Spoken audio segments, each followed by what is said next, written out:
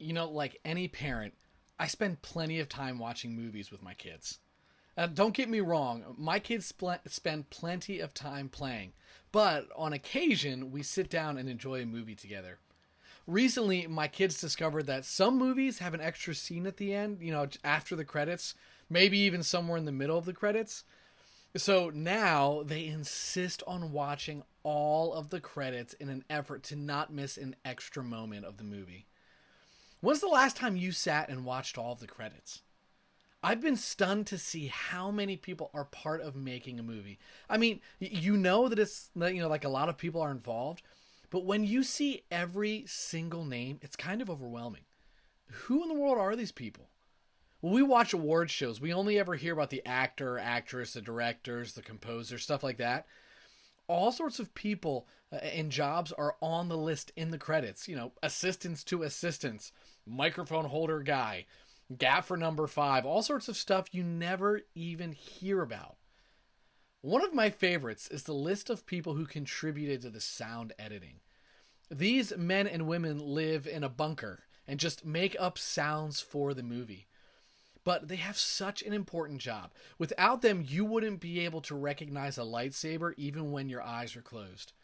Here's a fun fact for you. Did you know that in Star Wars, the sound that like a TIE fighter makes when it's flying, that screaming sort of sound, it's actually the combination of an elephant like making its big trump sound and the sound of a car driving on a wet pavement. Like seriously, they recorded these things and layered them together. Like what in the world? How do they even come up with that? There are all sorts of people who are part of every film that have a unique gift and a unique set of talents. And together they create a beautiful story. And without them, the story wouldn't even be the same. This week in Our Transformed Life, we're looking at Romans chapter 12, verses 4 to 8. And we're going to discover that the church is sort of like the crew of a film. In this passage, Paul's going to talk about our new identity as the church. And this is important because we've been talking about how God transforms us as people. He transforms our identity, how he renews our mind, and now the identity that we have as the church. Leading up to this passage, Paul's been talking about how the grace of God is the thing that transforms us. Like I said, we've discovered that God's grace gives us a new identity, as people who are permanently loved by God and called his children.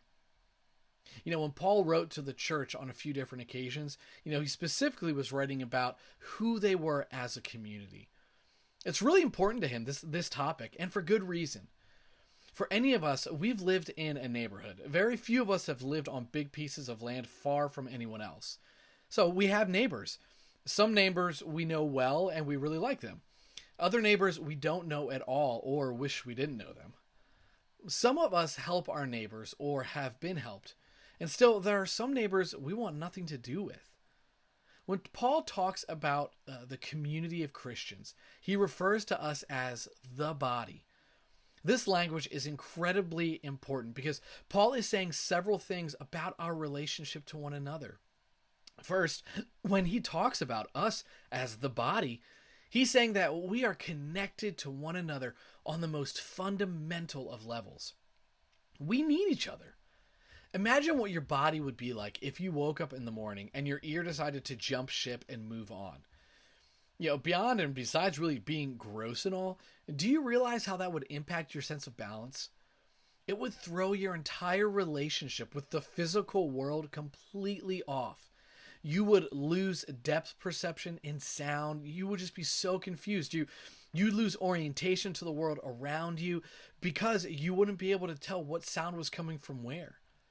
Paul refers to us as the body because we need each other if we're going to fully be everything that God created us to be. We're not the same without one person or another person. But Paul makes a really interesting statement in this passage. You'll hear that Paul says that we're in Christ. This phrase, in Christ, is really important. In fact, Paul says that we're in Christ about 160 times in the New Testament. That's roughly 157 more times than he says we're Christians. It's a really big deal. You see, just like the body is interconnected, so we are connected to one another because of our salvation through Christ. You see, those videos about long lost siblings, have you ever seen those things? You ever seen like when they come together and they finally reunite? Maybe they never knew each other. They never spoke. Maybe they were separated as infants. But when they finally meet, they discover that they have so many traits, like physical traits, mental traits, emotional traits, that are unique to their shared DNA.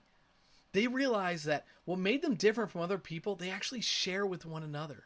In the same sense, we're connected to one another as children of God on the deepest and most profound level. So you see, we need each other. We're connected to one another, and we're meant to be deeply connected to each other. But you see, Paul goes on. He doesn't only say that we need each other and that we're deeply connected, but he says that we share in a similar purpose, one purpose together. You see, there's purpose to our gifting. It's to reflect God to one another, thereby reminding each other of God's beauty, and also to build one another up in the faith. When we live into the gifting that God has given us, we delight God, we make him happy, and we help one another.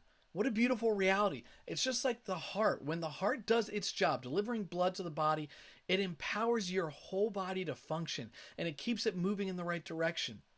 Your gift, whether it's serving or encouraging, leading, or something else listed in this passage, man, God has given it to you for his purpose. And that purpose is to delight God, to glorify God, and to build one another up in the faith. So live into your gift and take part in our shared purpose together. You're going to see that there's a bunch of different gifts. None of us have all these gifts. None of us were meant to have all of these gifts. God has intended a unique, grace-given gift for each of us for his purpose. And so take a look at the list. Know that there's others throughout the New Testament and say, okay, God, what gift have you given to me, and how am I supposed to use this for your glory?